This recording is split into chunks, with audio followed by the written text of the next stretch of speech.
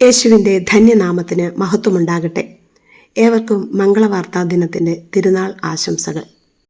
ക്രിസ്തു രഹസ്യത്തിൻ്റെ ആരംഭം കുറിക്കുന്ന സംഭവമാണ് പരിശുദ്ധ മറിയത്തിൻ്റെ ജനനം. അതിനാൽ പുതിയ നിയമ യുഗത്തിലെ ആദ്യത്തെ രക്ഷാകര സംഭവമാണ് ദൈവമാതാവിൻ്റെ ജനനം. മറ്റെല്ലാ തിരുനാളുകൾക്കും കാരണമായ തിരുനാളാണിത്. ഞങ്ങളുടെ സന്തോഷത്തിൻ്റെ കാരണമേ എന്ന് പരിശുദ്ധ അമ്മയെ വാഴ്ത്തുന്നത് നമ്മുടെ രക്ഷ സാധ്യമായത് അമ്മയുടെ സഹകരണം വഴിയാണ് എന്നതിനാലാണ്. ഏതൊരു മനുഷ്യൻ്റെയും അസ്തിത്വത്തിന് മാതൃത്വവുമായി ബന്ധമുണ്ട്. മനുഷ്യൻ്റെ ലോകം ആരംഭിക്കുന്നത് മാതൃത്വത്തിലാണ്.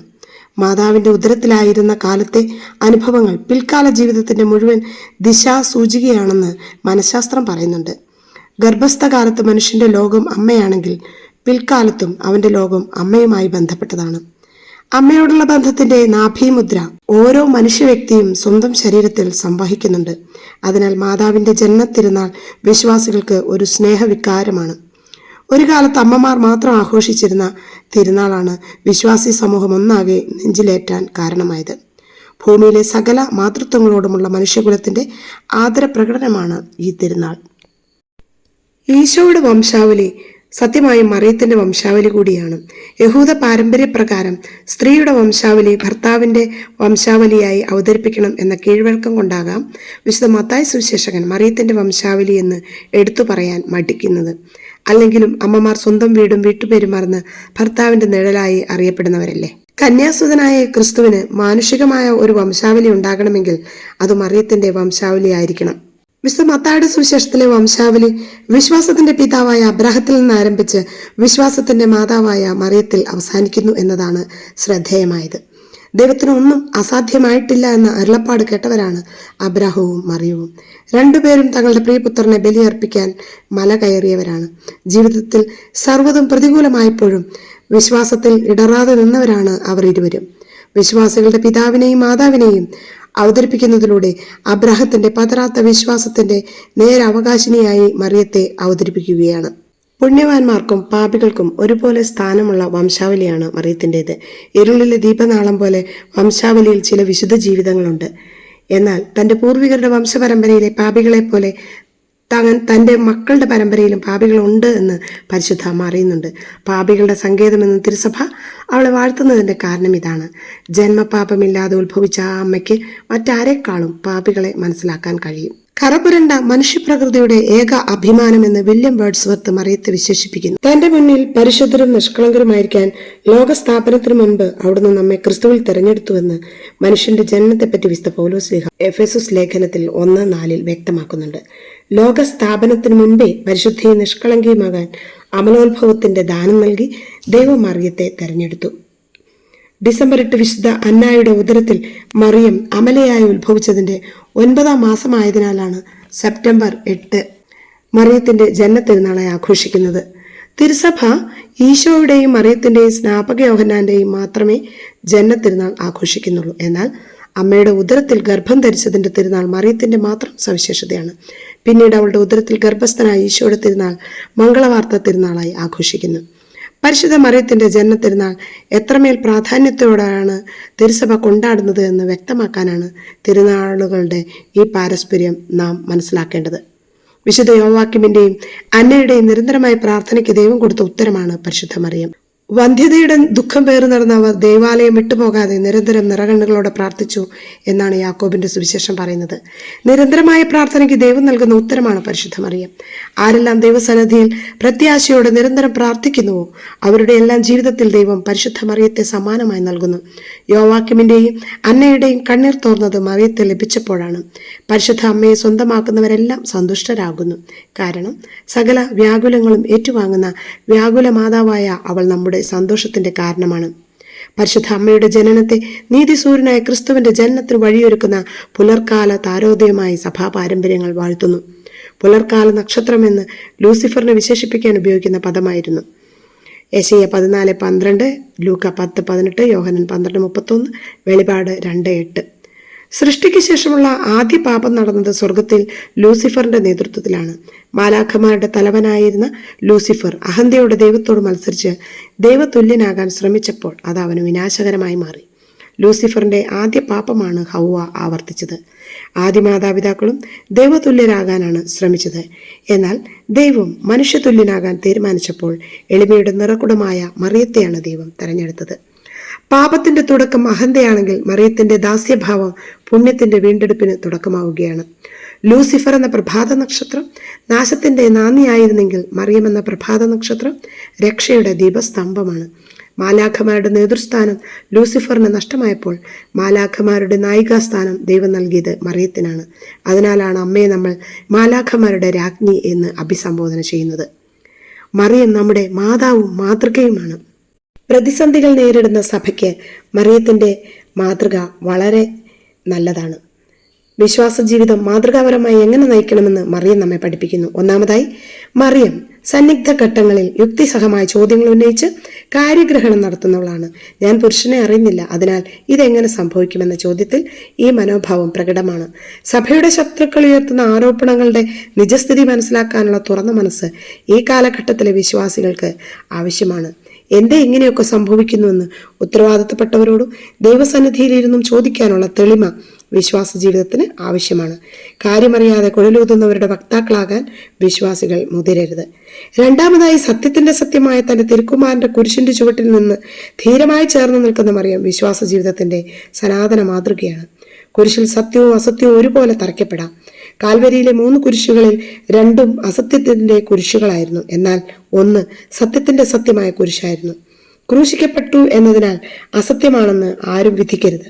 ക്രൂശിക്കപ്പെട്ട സത്യത്തോടൊപ്പം സധൈര്യം നിൽക്കുന്ന മറിയം വിശ്വാസികൾക്ക് മാതൃകയാണ്. സഭയും സമാനമായ വിധത്തിൽ ക്രൂശിക്കപ്പെടുന്ന കാലഘട്ടത്തിൽ സത്യം തിരിച്ചറിയാനും ക്രൂശിക്കപ്പെടുന്ന സത്യത്തോട് ചേർന്ന് നിൽക്കാനുമുള്ള തീരുമാനം അമ്മയ്ക്കുള്ള മംഗളവാർത്താ ദിന സമ്മാനമാണ്. മൂന്നാമതായി, പരിശുദ്ധ മറിയം ചിതറിപ്പോയ ശിഷ്യരെ സെഹിയോൻ ശാലയിൽ ചേർത്തിരുത്തി പരിശുദ്ധാത്മാവിനെ സ്വീകരിക്കാൻ ഒരുക്കുന്നവളാണ്. പലവിധ പ്രതിസന്ധികളിൽ വിശ്വാസികളും അജപാലകരും ഇടറുമ്പോൾ അമ്മയുടെ മാധ്യസ്ഥം ശക്തമായി തേടാം.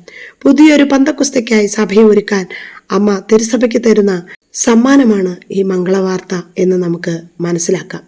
പരിശുദ്ധാത്മ അഭിഷേകത്തോടുകൂടി സഭയെ സ്നേഹിക്കുവാനുള്ള വലിയ കൃപയ്ക്കായി നമുക്ക് പ്രാർത്ഥിക്കാം. സർപ്പത്തിന് സ്പർശിക്കാനാവാത്ത അമർത്യതയുടെ കനിയുള്ള ജീവന്റെ വൃക്ഷമാണവൾ.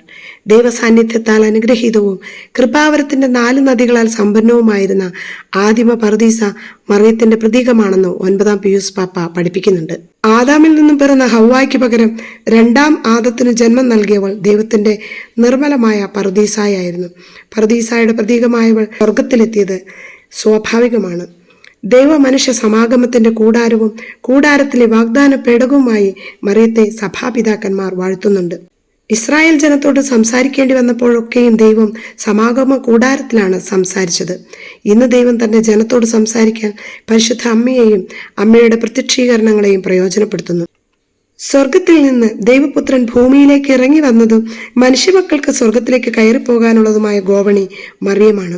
സ്വർഗസ്ഥനായ ദൈവം ഇറങ്ങി വന്ന് ജ്വലിച്ചിട്ടും കത്താതെ നിന്ന മുൾപ്പടർപ്പും പാപികൾക്ക് രക്ഷാസങ്കേതമായ അഭയനഗരവും പാപാന്ധകാരത്തിലും വഴികാട്ടുന്ന നിലാവുമാണ് പരിശുദ്ധ മറിയം. ദൈവശിക്ഷയുടെ കൊടും ചൂടിൽ നിന്ന് ഇസ്രായേലിന് സംരക്ഷണമൊരുക്കിയ മേഘസ്തംഭവും ശത്രുക്കളെ എരിച്ചു കളയുന്ന അഗ്നിസ്തംഭവും മറിയമായിരുന്നു. ഈശോയാകുന്ന നിധി മറിഞ്ഞിരിക്കുന്ന വയലായി മറിയത്തെ വിശേഷിപ്പിച്ചത് വിശുദ്ധ ബനവന്തൂരായാണ്. പാപിയായ സക്കവൂസ് ഈശോയെ കാണാൻ കയറിയ സിക്കമോർ മരമായി മറിയത്തെ വിശുദ്ധ അഗസ്റ്റിൻ വർണ്ണിക്കുന്നു. ചുരുക്കത്തിൽ, സ്വർഗത്തിന്റെയും ദൈവ സാന്നിധ്യത്തിന്റെയും അടയാളമായ വിശുദ്ധ ഗ്രന്ഥം പരാമർശിക്കുന്നവയൊക്കെയും മറിയത്തിൽ നിറവേറിയതായി മനസ്സിലാക്കാം. അതിനാൽ തന്നെ മറിയത്തിന്റെ സ്വർഗാരോപണം എന്നത് വിശുദ്ധ ഗ്രന്ഥം ആരംഭത്തിലെ വിഭാവനം ചെയ്തതാണെന്ന് നാം മനസ്സിലാക്കേണ്ടിയിരിക്കുന്നു. സ്വർഗാരോപിതയായ പരിശുദ്ധ മറിയം സ്വർഗത്തിൽ പോകുവാനുള്ള വഴികൾ തിരുവചനത്തിൽ പറഞ്ഞു തരുന്നുണ്ട്. അതായത് ഈശോ പറയുന്നത് അക്ഷരാർത്ഥത്തിൽ അനുസരിക്കാനാണ് മറിയം ആവശ്യപ്പെടുന്നത്. കാനായിലെ കല്യാണ വീട്ടിൽ പച്ചവെള്ളം വിളമ്പാൻ ആവശ്യപ്പെട്ടപ്പോഴും മറിയം ശങ്കേതുമില്ലാതെ അനുസരിക്കാനാണ് പരിചാരകരോട് പറഞ്ഞത്. ഈശോയുടെ വചനങ്ങൾ അനുസരിക്കുന്നതാണ് എപ്പോഴും ശരി, ഏറ്റവും വലിയ ശരി എന്ന മറിയം തിരിച്ചറിവ് സ്വർഗയാത്രയുടെ ആദ്യ പടിയാണ്. രണ്ടാമതായി, സ്വർഗയാത്ര സഹനരഹിതമായ യാത്രയല്ല. സഹനങ്ങളുടെ നടുക്കടലിൽ വ്യാകുലവാളാൽ പിളരുമ്പോഴും വിശ്വാസത്തിൽ അണുപോലും പതറാതിരിക്കുന്ന ആർജവത്വം സ്വർഗയാത്രയുടെ 2-ാം പടിയാണ്. നന്നേ ചെറുപ്പത്തിലെ വൈധവ്യ ദുഃഖത്തിന്റെ കനലിൽ എരിഞ്ഞവളായിരുന്നു മറിയം. ഏകപുത്രൻ കുരിശിൽ പിടഞ്ഞു മരിച്ചതിന് സാക്ഷ്യം വഹിച്ച ഹതഭാഗ്യയാണ് മറിയം. ദൈവം വെട്ടിയൊരുക്കിയ രാജവീതിയിലൂടെ നടന്നല്ല നാം സ്വർഗത്തിലെത്തുന്നത്. സഹനങ്ങളെ സ്വർഗത്തിന്റെ പാതയുടെ അടിസ്ഥാനങ്ങളാക്കി മാറ്റാനാണ് മറിയം നമ്മെ ക്ഷണിക്കുന്നത്. അകാല വൈധവ്യവും പുത്രവിയോഗവും ഒറ്റപ്പെടലും കുറ്റപ്പെടുത്തലുകളും ദൈവം കൈവിട്ടതിൻ്റെയോ പാപത്തിന്റെ ശിക്ഷയായോ പൂർവിക ശാപത്തിന്റെ പരിണിത ഫലമായോ വ്യാഖ്യാനിക്കുന്നത് അവിവേകമാണെന്ന് പരിശുദ്ധ അമ്മ നമ്മെ പഠിപ്പിക്കുന്നുണ്ട്. ചിലപ്പോഴെങ്കിലും ഹൃദയം പിളർക്കുന്ന വാളുകളിൽ ദൈവപിതാവിന്റെ കയ്യൊപ്പ് ഉണ്ടാകാം. മൂന്നാമതായി മറിയം പ്രത്യാശയുടെ മാതാവാണ്. രക്ഷകന് വേണ്ടി കാത്തിരുന്ന ജനതയുടെ ഭാഗമായിരുന്നു അവൾ. മംഗളവാർത്ത ലഭിച്ചതു മുതൽ രക്ഷകന്റെ തിരുമുഖം കാണാൻ വേണ്ടി അവൾ കാത്തിരുന്നു. രക്ഷകന് പിറക്കാൻ കാലിത്തൊഴുത്തു വരെ എത്തിയപ്പോഴും അവളുടെ പ്രത്യാശയ്ക്ക് തെല്ലും ഭംഗം വന്നില്ല. ദാവീദിന്റെ സിംഹാസനത്തിൽ നിത്യഭരണം നടത്തുമെന്ന് പറയപ്പെട്ടവൻ 3 ആണികളിൽ തൂങ്ങി മരിച്ച് മൃതരൂപത്തിൽ മടിയിൽ വെച്ചപ്പോഴും അവളുടെ പ്രത്യാശയ്ക്ക് കോട്ടം തട്ടിയില്ല. സുഗന്ധക്കൂട്ടിൽ പൊതിഞ്ഞ് കല്ലറയിൽ അടച്ചിട്ട് അരിമത്യാക്കാരൻ ജോസഫ് തിരിച്ചു പോയിട്ടും മറിയത്തിന്റെ പ്രത്യാശയ്ക്ക് അണുപോലും അന്തരമുണ്ടായില്ല. പ്രതീക്ഷയ്ക്ക് വിപരീതമായവ തുടർച്ചയായി സംഭവിക്കുമ്പോഴും അവൾ പ്രത്യാശയുടെ നിറദീപമായി നിലകൊണ്ടു. ആദ്യ ദുഃഖശനിയിലും പ്രത്യാശ ഒടുങ്ങാത്ത ഒരേ ഒരു വിശ്വാസി മറിയമായിരുന്നു. തന്നോട് വാഗ്ദാനം ചെയ്തവന്റെ വിശ്വസ്തതയിലാണ് മറിയം പ്രത്യാശ വെച്ചത്. ഈ പ്രത്യാശയ്ക്ക് ഒരുവനെ സ്വർഗത്തിലെത്തിക്കാൻ കഴിവുണ്ട്. പ്രിയപ്പെട്ടവരെ, ഓരോ മനുഷ്യനു വേണ്ടിയും മരണശേഷം ദൈവം കരുതി വെച്ചിരിക്കുന്ന അനുഗ്രഹമാണ് സ്വർഗാരോപണം. സ്വർഗമുണ്ടെന്നും സ്വർഗത്തിലെത്താത്ത ജീവിതം പാഴായ ജീവിതമാണെന്നുമുള്ള ദൈവത്തിന്റെ ഓർമ്മപ്പെടുത്തലാണ് മറിയത്തിന്റെ സ്വർഗാരോപണം. ശരീരത്തോടെ സ്വർഗത്തിൽ പോകേണ്ടവരാണ് നാം എന്ന ചിന്തയിൽ നമ്മുടെ ശരീരങ്ങളെ വിശുദ്ധമായി സൂക്ഷിക്കാൻ തീരുമാനമെടുക്കണം. ശരീരത്തെ മലിനമാക്കുന്ന മദ്യം, മയക്കുമരുന്ന്, വ്യഭിചാരം, ആഭിചാരം, മറ്റു തഴക്കദോഷങ്ങൾ എന്നിവയെല്ലാം വെടിഞ്ഞു ജീവിക്കാൻ സ്വർഗാരോപിതയായ അമ്മ നമ്മെ ആഹ്വാനം ചെയ്യുന്നു. കാനായിലെ കല്യാണ വീട്ടിലെ നിശബ്ദ ദുഃഖവും ഇളയമ്മയായ എലീശ്വയുടെ അരക്ഷിതാവസ്ഥയും തിരിച്ചറിയാനുള്ള മറിയത്തിന്റെ കഴിവ് സ്വർഗത്തിന്റെ പ്രതിഫലനമാണ്. അപരന്റെ സങ്കടങ്ങളോട് സംവദിക്കാൻ കഴിവുള്ളവരാണ് സ്വർഗത്തിന് അർഹരാവുക. ദൈവം എല്ലായിടത്തും ഉണ്ടല്ലോ, പിന്നെന്തിനാ ദേവാലയത്തിൽ പോകുന്നത്? ശിഷ്യൻ ഗുരുവിന്റെ മുന്നിൽ തന്റെ സംശയം ഉണർത്തിച്ചു. ഗുരു പറഞ്ഞു തുടങ്ങി, കാറ്റ് എല്ലായിടത്തും ഉണ്ടല്ലോ, എന്നിട്ടും മരത്തണലിലെ കാറ്റുകൊള്ളാൻ നാം എന്തിനാണ് പരിശ്രമിക്കുന്നത്? തിന്മ വളരുന്ന ചന്തയും നിരന്തര പ്രാർത്ഥനയും പൂജയും നടക്കുന്ന ദൈവാലയവും തമ്മിൽ അന്തരമുണ്ട്. എല്ലാവരും എല്ലായിടത്തും ഈശ്വര സാന്നിധ്യങ്ങളായി മാറുന്നതുവരെ ദൈവാലയങ്ങൾ ആവശ്യമുണ്ട്. കാണുന്നതെല്ലാം ദൈവദർശനങ്ങളും കേൾക്കുന്നതെല്ലാം ദൈവസ്വരങ്ങളും കണ്ടുമുട്ടുന്നവരെല്ലാം ദൈവികരുമാകുന്നതുവരെ നമുക്ക് പ്രാർത്ഥനയും ദൈവാലയവും ദൈവസാന്നിധ്യവും ആവശ്യമാണ്. എല്ലായിടത്തും എല്ലാവരിലും ദൈവസാന്നിധ്യം ദർശിച്ച് സ്വയം ദൈവാലയമായി മാറിയ പരിശുദ്ധ മറിയത്തിന്റെ സ്വർഗാരോപണ തിരുനാൾ അതുകൊണ്ട് തന്നെ വളരെ ശ്രേഷ്ഠമാണ്. 12-ാം പിയൂസ് പാപ്പ 1950 നവംബർ 1 ഏറ്റുപറഞ്ഞ സത്യമാണ് മറിയത്തിന്റെ സ്വർഗാരോപണം. പരിശുദ്ധാത്മാവ് മറിയത്തിന്റെ മേൽ ആവസിച്ചപ്പോൾ അവൾ ദൈവമാതൃത്വത്തിന് ഒരുക്കപ്പെടുകയായിരുന്നു. നിത്യതയിൽ പിതാവിൽ നിന്ന് ജനിച്ച ദൈവപുത്രനെ സ്വീകരിക്കുവാൻ മറിയത്തിന്റെ ശരീരത്തെ ഒരുക്കുകയായിരുന്നു പരിശുദ്ധാത്മാവ് ചെയ്തത്. പരിശുദ്ധാത്മാവ് മറിയത്തിൽ നിർവഹിച്ചത് ഒരു പുരുഷധർമ്മമായിരുന്നില്ല, മറിച്ച് ഒരു ഒരുക്കൽ ധർമ്മമായിരുന്നു. പരിശുദ്ധാത്മാവിനാൽ പൂരിതമായവൾ സ്വർഗഭാഗ്യത്തിന് അർഹമാകാതെ തരമില്ല. എല്ലാ മാതൃത്വങ്ങളും പരിശുദ്ധാത്മാവിനാൽ നിറയുമ്പോഴാണ് മഹത്വമുള്ളതായി തീരുന്നത്. പരിശുദ്ധാത്മാവാണ് മാതൃത്വത്തെ രൂപപ്പെടുത്തുന്നത്. ആദിയിൽ രൂപരഹിതവും ശൂന്യവുമായിരുന്ന ശൂന്യതയുടെ ഓളപ്പരപ്പിൽ ചലിച്ചുകൊണ്ടിരുന്ന പരിശുദ്ധാത്മാവാണ് സകല ചരാചരങ്ങൾക്കും മാതാവായി പ്രപഞ്ചത്തെ മാറ്റിയത് എന്ന ഉൽപ്പത്തി പുസ്തകം സാക്ഷ്യം നൽകുന്നു. അമ്മയുടെ കരുതലും സ്നേഹവുമാണ് സൃഷ്ടിയുടെ പരുവപ്പെടലിന് കാരണമാകുന്നത്. വെള്ളയും മഞ്ഞയും അടങ്ങിയ കോഴിമുട്ടയിലെ ദ്രവ്യത്തെ 21 ദിവസം തള്ളക്കോഴി നെഞ്ചോട് ചേർത്ത് ചൂട് പകരുമ്പോഴാണ് കോഴിക്കുഞ്ഞ് രൂപം കൊള്ളുന്നത്. ഗർഭപാത്രത്തിന്റെ സ്നേഹച്ചൂടിൽ വളരാത്തവരൊക്കെയും ചാപ്പിള്ളകളാണ്. സ്വയം ഭക്ഷിക്കാതെ സർവ്വതും ചികഞ്ഞെടുത്ത് കുഞ്ഞുങ്ങൾക്കായി ഒരുക്കുന്ന കോഴിയമ്മയുടെ കരുതലാണ് മാതൃത്വത്തിന്റെ മഹത്വം. അവസാനം സ്വന്തം കുഞ്ഞിന് ജീവൻ പകരാൻ ഹൃദയം കുത്തിപ്പിളർന്ന് ചോരയൂറ്റുന്ന പെലിക്കൻ പക്ഷിയാണ് മാതൃത്വം. പിടക്കോഴി ചിറകിൻ കീഴിൽ കുഞ്ഞുങ്ങളെ ചേർക്കുന്നത് പോലെ നിങ്ങളെ ഞാൻ എത്ര വട്ടം ചേർത്ത് വെക്കാൻ കൊതിക്കുന്നുവെന്ന് ദൈവപിലാപം വിശുദ്ധ ബൈബിളിൽ ദൈവത്തിന്റെ മാതൃഭാവത്തിന്റെ ദൃഷ്ടാന്തമായി അവതരിപ്പിക്കുന്നുണ്ട്. ഈ വചനം പൂർത്തിയായത് കുരിശിൽ ഇതാ നിന്റെ അമ്മ എന്ന് പറഞ്ഞുകൊണ്ട് ദൈവം തന്റെ അമ്മയെ നമുക്ക് നൽകിയപ്പോഴാണ്. അന്നു മുതൽ ഇന്നോളം സകല മക്കൾക്കും മാതാവായ പരിശുദ്ധ മറിയം തന്റെ നീല അങ്കിയുടെ തണലിൽ നമ്മെ പരിപാലിക്കുന്നു. അവളെ മുട്ടത്തോട് എന്ന് വിളിച്ചാക്ഷേപിക്കുന്നവരോട് വിശുദ്ധ ഗ്രന്ഥം പറയുന്നത് അവൾ മുട്ടത്തോടല്ല, സകല മക്കളെയും ചിറകിൽ കീഴിൽ പോറ്റുന്ന തള്ളക്കൊഴിയാണ് എന്ന സത്യമാണ്. അമ്മ എന്നത് ഒരു സ്നേഹവികാരമാണ്. സ്വന്തം അമ്മയെ ആരും യുക്തിവിചാരത്തിനോ കുറ്റവിചാരണയ്ക്കോ വിധേയരാക്കാറില്ല. മാതൃത്വം തന്നെ വേറിട്ടൊരു യുക്തിയാണ്. ഓർമ്മശേഷിയും ചലനശക്തിയും നഷ്ടപ്പെട്ട് ജീവശവം പോലെ മരണം കാത്തു കഴിയുന്ന മകനെ 17 വർഷമായി പൊന്നുപോലെ പരിപാലിക്കുന്ന അമ്മ ഒരു ദിനം പോലും മകനെ പിരിഞ്ഞിരിക്കാൻ കൂട്ടാക്കിയിരുന്നില്ല. മൂത്ത മകൻ ചോദിച്ചു, അവൻ ആരെയും തിരിച്ചറിയുന്നുമില്ല, യാതൊന്നും ഗ്രഹിക്കുന്നുമില്ല, പിന്നെ എന്തിനാണ് അമ്മ ഇങ്ങനെ കഷ്ടപ്പെട്ട് കാവലിരിക്കുന്നത്? ഏതെങ്കിലും ഹോം നേഴ്സിന്റെ സഹായം കൊടുത്താൽ പോരെ? അമ്മയുടെ മറുപടി ലളിതമായിരുന്നു, അവന് യാതൊന്നും അറിയില്ലെങ്കിലും അവൻ എൻ്റെ മകനാണെന്ന് എനിക്കറിയാമല്ലോ. ആ തിരിച്ചറിവിനെയാണ് മാതൃത്വം എന്ന് വിളിക്കുന്നത്. പരിശുദ്ധ അമ്മയുടെ മാതൃത്വം ഇപ്രകാരമാണ് നാം മനസ്സിലാക്കേണ്ടത്. നമ്മുടെ കുറവുകളും പ്രതിനന്ദിയും പരിഗണിക്കാതെ അമ്മ നമ്മെ നിരന്തരം സ്നേഹിച്ചു വഴി നടത്തുന്നു. മാതൃത്വത്തെ മനസ്സിലാക്കാൻ കഴിയാത്തവർ പന്തക്കുസ്ത, യഹോവ സാക്ഷികളെ പോലെയുള്ള മാതൃനിന്ദകരായി മാറുന്നു. സ്വന്തം അമ്മയായ അഗ്രിപ്പിനായെ വധിച്ച നീറോ ചക്രവർത്തിയുടെയും ക്ലയോപാദ്രയെ കഴുത്തർത്തു വന്ന പുത്രൻ ടോളമിയുടെയും വംശം മാതൃനിന്ദകരിലൂടെ തുടരുന്നു. പരിശുദ്ധാമ്മയെ ആദരിക്കുന്നതിലൂടെ സ്വന്തം അമ്മമാരെ ആദരിക്കാനുള്ള പരിശീലനമാണ് നമുക്ക് ലഭിക്കുന്നത്. ഭർത്താവിനെയും മകനെയും കുടുംബത്തെയും ഓർത്ത് വ്യാകുലപ്പെടുന്ന എല്ലാ അമ്മമാരുടെയും പ്രതീകമാണ് മറിയം. ദാമ്പത്യ വിശ്വസ്തതയിലും ചാരിത്രശുദ്ധിയിലും ആരോപണങ്ങളുടെയും സംശയത്തിന്റെയും തീക്ഷ്ണ ദൃഷ്ടികളെ നേരിടേണ്ടി വരുന്ന സകല സ്ത്രീകൾക്കും മാതൃകയാണവൾ. അകാല വൈധവ്യത്തിന്റെ ദുഃഖമേറ്റുവാങ്ങി തളർന്നു പോകുന്ന അമ്മമാരുടെ മുൻഗാമിയാണവൾ. ഒരു സ്ത്രീ ജന്മത്തിന്റെ ദുഃഖങ്ങളൊക്കെയും അതിന്റെ സർവ്വ തീവ്രതയിൽ അനുഭവിച്ച ഒരു അമ്മയുടെ സ്വർഗാരോപണ തിരുനാൾ, മംഗളവാർത്ത തിരുനാൾ, മനോത്ഭവ തിരുനാൾ, ഇതെല്ലാം നാം ആചരിക്കുമ്പോൾ സ്വർഗത്തിലേക്കുള്ള വഴി കുരിശിന്റെ വഴിയാണെന്ന് മനസ്സിലാക്കിയ മറിയത്തെയാണ് തേടേണ്ടത്. ഈശോയുടെ കുരിശിന്റെ വഴി പീലാത്തോസിന്റെ അരമന മുതൽ കാൽവരി വരെ ആയിരുന്നുവെങ്കിൽ മറിയത്തിൻ്റെത് നസ്രത്തിലെ മംഗളവാർത്ത മുതൽ തന്റെ മരണം വരെ നീളുന്നതായിരുന്നു. അമ്മയെപ്പോലെ നാമും സഹനത്തിന്റെ വഴികളിലാണെങ്കിൽ സ്വർഗഭാഗ്യം ഉറപ്പിക്കാം. പരിശുദ്ധ മറിയം സ്വർഗത്തെ സ്വന്തമാക്കിയ പാത സൂക്ഷ്മമായി പരിശോധിച്ചാൽ പരിശുദ്ധ അമ്മ സംതൃപ്തി അനുഭവിച്ച് ജീവിച്ച അമ്മയായിരുന്നു. എൻ്റെ ചിത്തം എൻ്റെ രക്ഷകനായ ദൈവത്തിൽ ആനന്ദിക്കുന്നു എന്നതായിരുന്നു അമ്മയുടെ ആപ്തവാക്യം.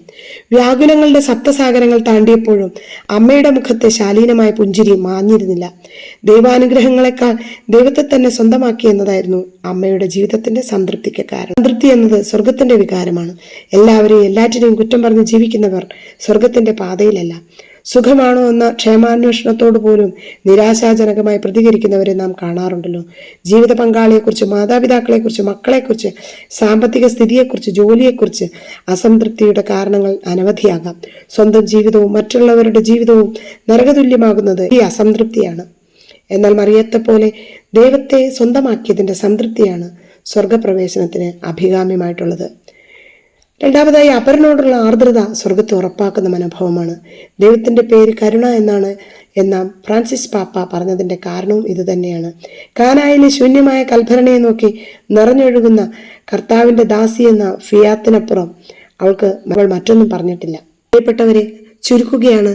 അൽബിജൻസിയൻ പാഷണ്ഡതയ്ക്കെതിരെ പൊരുതിയ വിശുദ്ധ ഡൊമിനിക്കിനോട് മാലാഖമാരോടൊത്ത് പ്രത്യക്ഷപ്പെട്ട പരിശുദ്ധ മറിയം വെളിപ്പെടുത്തി ലോകത്തിന്റെ നവീകരണത്തിനായി പരിശുദ്ധ തൃത്വം നൽകിയ ഏറ്റവും ശക്തമായ ആയുധം മാലാഖമാരുടെ കീർത്തനമാണ് എന്ന്.